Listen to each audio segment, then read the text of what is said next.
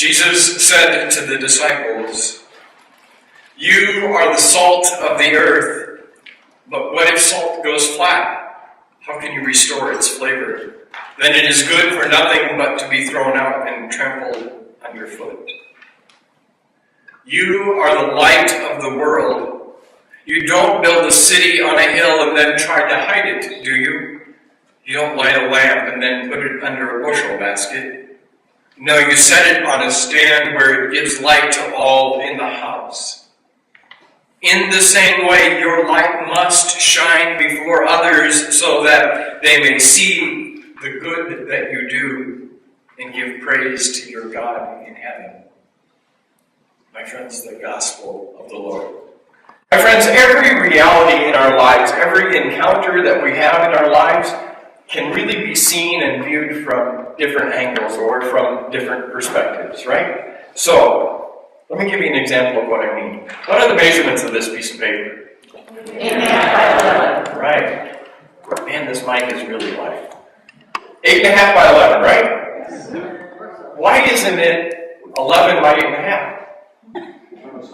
It is, right? Right? But everybody says it's 8.5 by 11. That's what we all say. If you're in Europe, it's an A4, and I don't know what those measurements are, but it's longer and it's weird. It's 8.5 by 11, or 11. What side is facing you? Okay. What side is facing you now? Why does it make this the front and this the back? Huh? Because there's writing on it, huh? What if there was writing on both sides? Yeah, but if I ask you which side is facing you, front or back, you'd have to make a decision, right? Right? You see what I mean? It's the same piece of paper. It's the same piece of paper, this side or this side. This side's got writing on it, this one doesn't. It's still the same piece of paper. Still the same reality, but we see it in two different ways. 8.5 by 11 and 11 by 8.5, right? The same reality. Two different perspectives, two different ways to look at it. It is a matter of perspective, and it's a matter of assumption, and it's a matter of social norm, right? Because you don't walk into Office Max and say, "I need a ream of 11 by 8.5 paper." You know, they look at you and think, "Whoa, okay, you need to take some more drugs." Now let me ask you this question. Who's Jesus Christ for you? Wow, now, talk about baggage. We thought this had a lot. Front, back, upside down, right? You say that question, you're even asked that question, who's Jesus Christ? And we've got a load to unpack. We've got all kinds of preconceived notions. We've got years of teachings and homilies, some good, some not so good. We've got sermons and we've got books. And listen, my family would attest to the fact that I got books, about 600 volumes of it downstairs in my basement, about Jesus Christ. You know, we have got some stuff about Christ. And it's all a perspective, isn't it? It's all one person's perspective or another person's perspective. And we either attribute something to that person or their perspective, and then if they're really famous, then we will actually call it a Christology. You know, if they're really good, like Thomas Aquinas, he's got a Christology. Paul's got a Christology. More or less systematic. We all have a Christology. We all look at Jesus in one way or another. But I wonder, and I'm just going to invite you into this, because this might be a little scary, it might be a little different, but I'm just going to invite you into this experience. How about experiencing this gospel? Wow. This gospel in a different way, okay? Let's experience this gospel maybe today like this. The reason that I had you reintroduce yourselves to each other, and reintroduce yourself at least to one other person, is because I believe that in doing that, you just encountered the Incarnation. I believe the very first 7 ecumenical councils of the church, when they finally ended in Chalcedon, 431, a little history lesson, 431, they defined how it is this whole Jesus thing works. How it is that Jesus human and divine. And they called it hypostasis, big word. For all it means is that it was so together that you couldn't separate it. But as I look at Jesus' teaching, and I look at the early teachings of the church, I believe that they were saying that not only about Jesus, I think they were saying that about us. And I believe that Jesus was saying that about us. And if you doubt that, or at least doubt the consideration of that, or entering into that dialogue, listen to today's gospel. Jesus didn't say you're a little bit human and a little bit divine. He didn't say you're not divine, and he didn't say you're not human. He said you're the salt of the earth. Flavor the earth. You're the light of the world. Don't hide your light. Right? He didn't say we're not this or we're not that. He said we are. We are that. We are the light of the world. We are the salt of the earth. But he also said if you don't live into that, then it's worthless. Then you haven't lived what I'm going to call your divine destiny. Don't live into who we are, who we're called to be.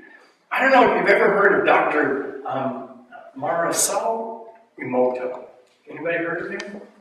If you haven't, pretty phenomenal stuff, okay? Dude's still alive.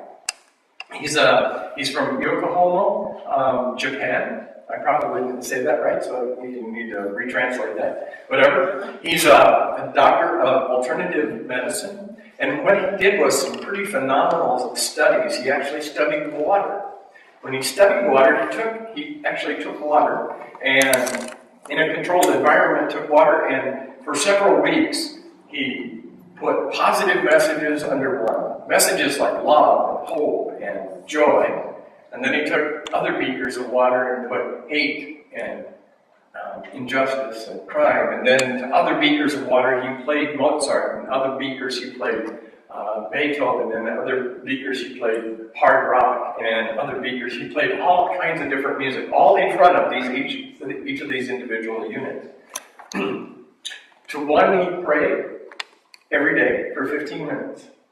Positive prayers, only positive prayers. To another one, he prayed, but he prayed very negative prayers. And to another one, he totally ignored it.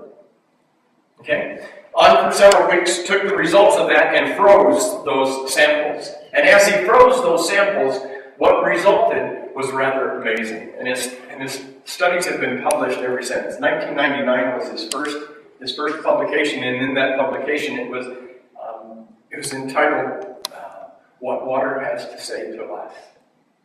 Because what happened when he froze those samples is those that had Mozart and Beethoven played, and those that had positive images like love and peace and joy, when they froze, the crystals formed into beautiful, actually quite symmetrical, like snowflakes, these really cool images.